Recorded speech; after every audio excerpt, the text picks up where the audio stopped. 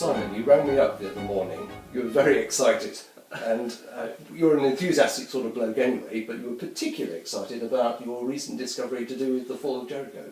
Tell us about it. Yeah, I must have submitted my doctoral thesis in about 1990, and there are always loose ends. And one of them was who on earth wrote the text for the fall of Jericho. It's not great, but it is quite interesting, and it plays to all William Heighes' strengths. So I was determined for the performance coming up to see if I could nail the poet. Okay, and there was some suggestion that Heighes might have actually written the words himself, but...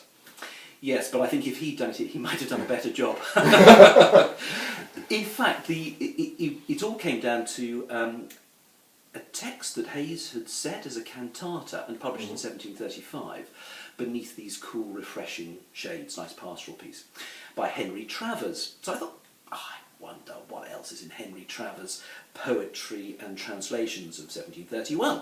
So, the great thing now, one could go online and summon up a PDF of the original publication, which is what I did. And at the very end, page 336, is a paraphrase, an extension of the book of Joshua, chapter 6, verse 20, so all about falling of the walls. And it's very much the text that Heighes used. What's exciting about this is that Heighes uses the text almost exactly, so it's come from the 1731 edition. And it perhaps pushes the date of the fall of Jericho back from, I thought it was possibly early 1740s, but it could well have been the 1730s. Yeah. Published in 1731, the text. Heighes is setting another text and publishing it in 1735. And his handwriting in the autograph score is very early. And he's clearly gone over his autograph score at a later stage and says at the very beginning, the opening tenor solo, he says on writing in pencil, he says, the whole of this to be altered. And did he alter it? No. Oh, okay. Another.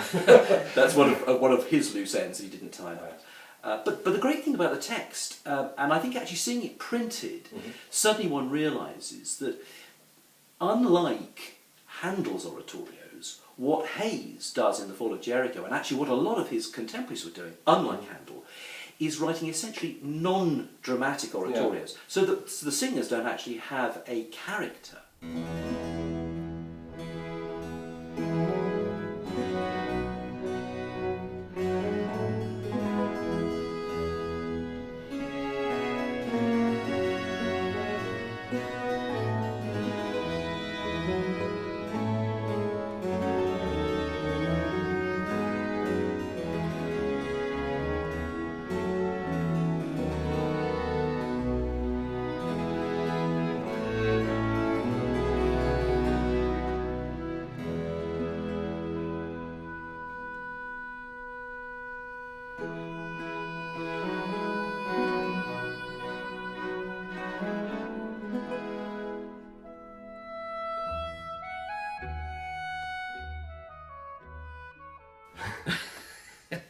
So it's not dramatic in the sense that Israel and Egypt might be.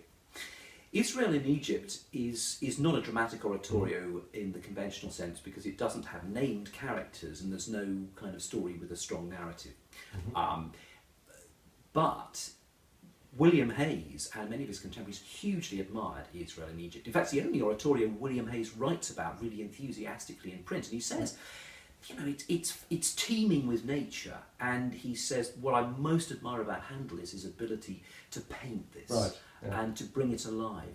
And that's the great thing about this text for the Fall of Jericho, which we discovered is by Henry Travers.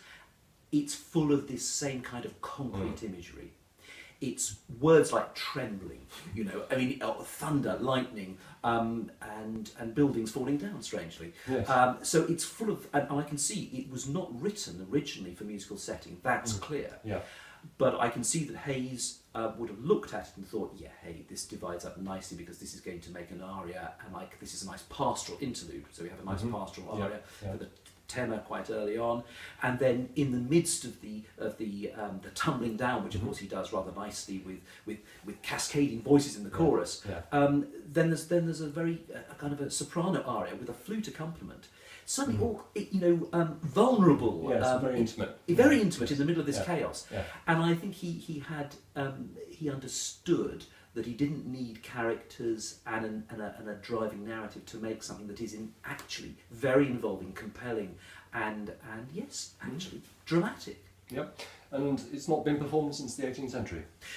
No, surprisingly, the overture has been recorded. It's a splendid overture, but the piece as a whole has never been performed, as far as we know. And we know it was performed in its own time, because that's not necessarily to be relied on, because one performing part survives, the flute part. Right. But there's no evidence of it having been performed since. I certainly haven't had anything to do with any performances. But I think it's the piece that, when I was doing my research, always excited me most about Heighes, because it's that youthful excitement about the forces he's using. You can see he's excited about what he's doing, and he's not got that jaded feeling of late middle age.